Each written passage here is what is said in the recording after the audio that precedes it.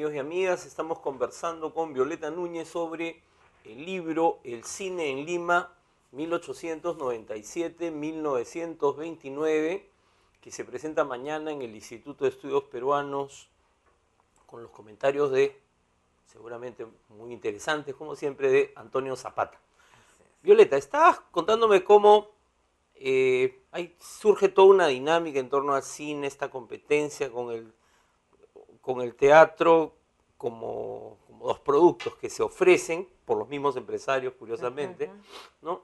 Y cuando uno revisa tu libro y ve, al final hay unos mapas de la cantidad de carpas y de locales de exhibición, uno lo que ve es una dinámica muy intensa, que no solamente era pues de ese sector aristocrático, ¿no? que tenía el poder, sino también de sectores obreros, clases medias, ¿no? ¿Cómo, o sea, consumían finalmente lo mismo? ¿Eran las mismas películas o, o- o era algo diferente? Porque eso es un tema también interesante. A veces uno cuando ve, en algunos momentos hay como separaciones, ¿no? Yeah. ¿Cómo era en ese momento No. inicial? Fíjate, las carpas, primero, después que ya se instaura carpas en Lima, que la carpa es de barrial, Claro. ¿no? Este, el circuito de exhibición se funda, ¿no es cierto? Entonces, primer turno, segundo turno, tercer turno, la misma película que rota por los distintos espacios.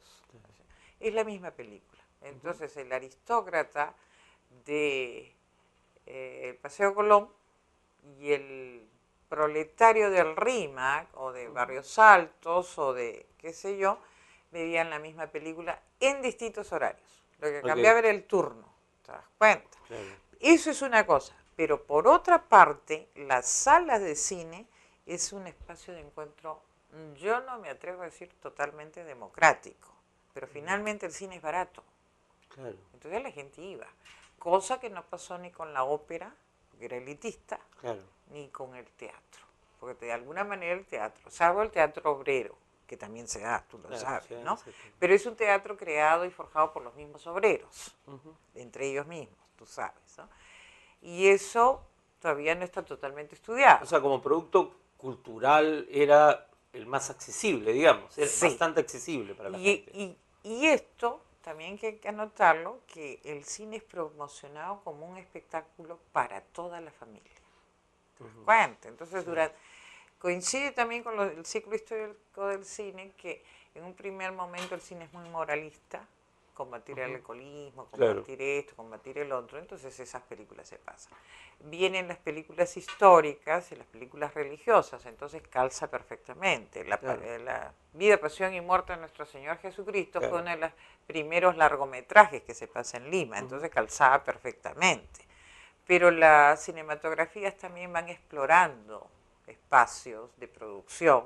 Claro, ya en los años 20, digamos, tienes Es otro otro tipo de rollo, películas. es otra cosa, Claro. ¿te das cuenta? A mí me interesa eso y me interesa seguir escarbando acerca de cómo el cine está ligado a un circuito cultural más amplio que vendría desde la colonia o hasta más, que sí, porque estudiar cómo el cine se expande en América es estudiar las rutas culturales preestablecidas. Claro. No, Normalmente el cine, recorre las mismas rutas, digamos. exacto, el cine no inventa nada. Puede modificar en la velocidad. Eso estamos descubriendo, estamos constatando que en la velocidad sí. El teatro se demoró más, el cine no, más rápido. Y de ahí es que los pueblos latinoamericanos, o vamos a decir, los del cono sur, tengamos ciertos modismos que compartimos todos, y tú no entiendes. Claro. Yo siempre explico, ¿por qué acá se llama El Pibe? La película de Kid, de Chaplin. Claro. Porque viene desde Argentina, distribuida por Max Glucksmann. Claro, porque probablemente si venía del circuito del norte, si hubiera llamado el chico, no sé. Otra cosa. Pero acá quizás se llama El Pibe, porque viene desde el sur, ¿te das cuenta? Claro. Porque la gran cabecera es el circuito, cuando surgen los programas cinematográficos, que es a partir de 1913, 1912, 13, 14, y ahí entra Max Glucksmann, que se convierte en la poderosa distribuidora del Cono Sur, todo ingresa por ellos. ¿Te das cuenta? Entonces, ahí vamos compartiendo. Y el cine no solo es que la gente iba al cine. Indudablemente que la clase media, que también se amplía, como sabemos, por la ampliación de la burocracia estatal que se da en los sucesivos gobiernos, y en la época leguista ya eso es mucho más claro, es el gran consumidor del cine. Sin embargo, los sectores obreros también utilizan al cine como, en sus ideales dice que hay que utilizar este medio como forma de educación, ¿no? Por ejemplo, una película que se pasa muchas veces en los sindicatos obreros, anarquistas o no anarquistas, es los dramas del alcoholismo, porque los anarquistas están en una lucha terrible con el alcohol. ¿Te das cuenta? Yo he encontrado que así, después de los discursos de fulano, sutano, mengano, se pasa a película, los dramas del alcoholismo. O sea, juega un rol disciplinario, digamos. Sí, es educativo, ¿no? Y yo no he estudiado el cine al interior del país porque ya es inmanejable, pero por ejemplo, Pero Cusco y Arequipa deben haber sido lugares... Eso todavía no se sabe, ¿no? Pero por ejemplo, en el norte, en algunas haciendas azucareras del norte, en Tumán, por ejemplo, había el cine Patria, y ahí se pasaban en películas educativas. Ahora, también en el texto hay una parte donde se describe el rol o la relación que el cine empieza a tener con algunos intelectuales, ¿no? Sobre todo con la generación del centenario, digamos, que es una generación del cine, digamos, ¿no? Es la generación del cine, y el cine va entrando o ciertos elementos del cine van entrando a la literatura, Oquendo Amat, Martín Adán, pero también me llamó mucho la atención el rol de Valdelomar, que tiene una relación muy ambivalente con el cine, porque él era un periodista al que le pagaban para escribir sobre las películas, o sea, no digamos, era una suerte de publicista encubierto, no sé, no me quedó muy claro, pero ahí empieza a surgir una reflexión también sobre el fenómeno ya del cine. Sí. La reflexión es a favor y en contra. La generación del centenario, entonces, Mariátegui, Aya, Basadre, todo, van a estar como a favor. Se opone la anterior generación, pero hay cosas más profundas de investigar, ¿no?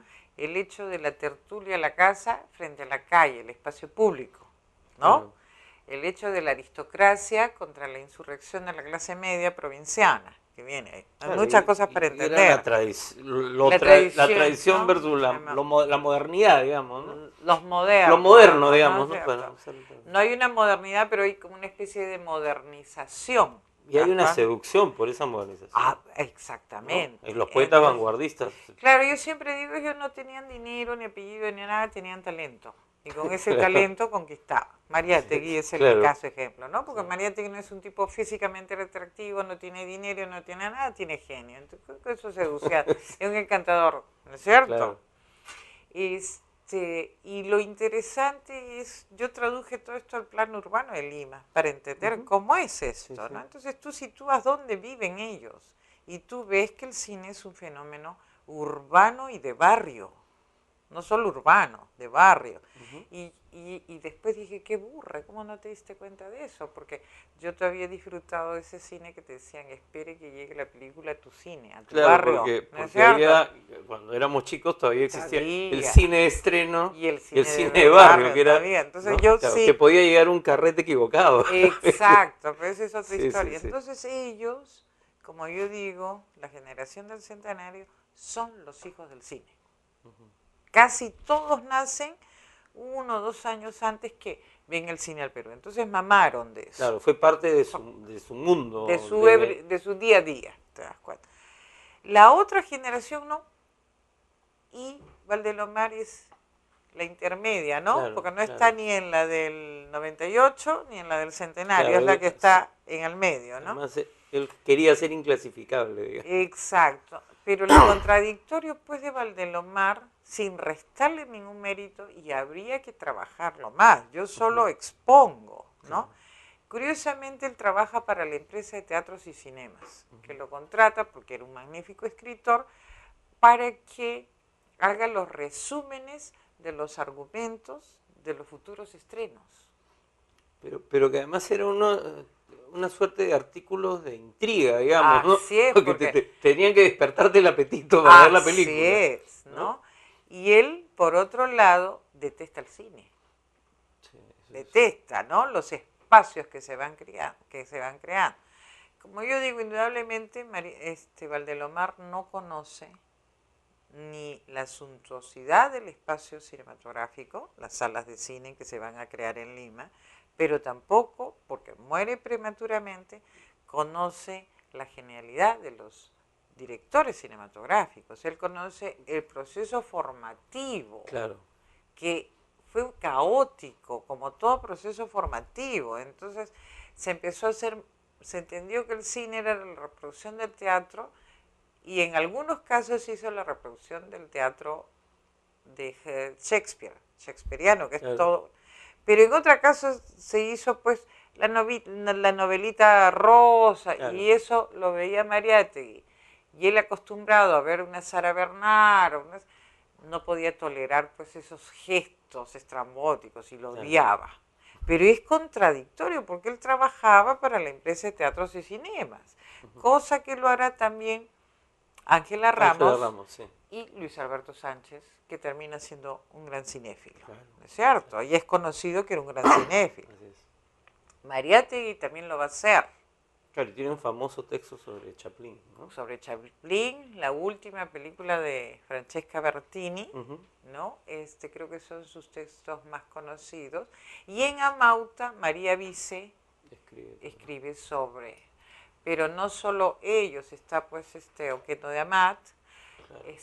Serafina Quinteras. Basadre escribe un texto en claro. Equivocaciones, ¿no? Que es un texto que recién se está volviendo a leer en estos tiempos. Y que justamente expresa esa contradicción, cultura de masas, cultura de élite. ¿Qué es esto que nos estamos enfrentando?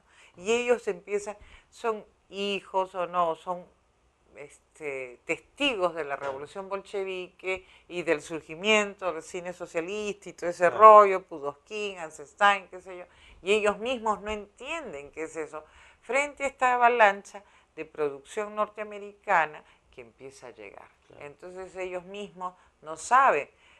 Mariátegui nos deja muy pronto, Sánchez se dedica ya más a la política, y después de esa generación como que ya lo dejan de lado, ¿te das cuenta?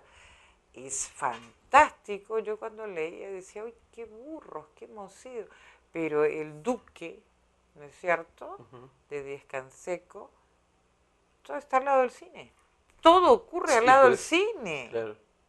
Entonces, por eso es que mi propuesta no es ver el cine desde la crítica. A mí qué me importa la película, a mí me importa el hecho... El proceso social que se da.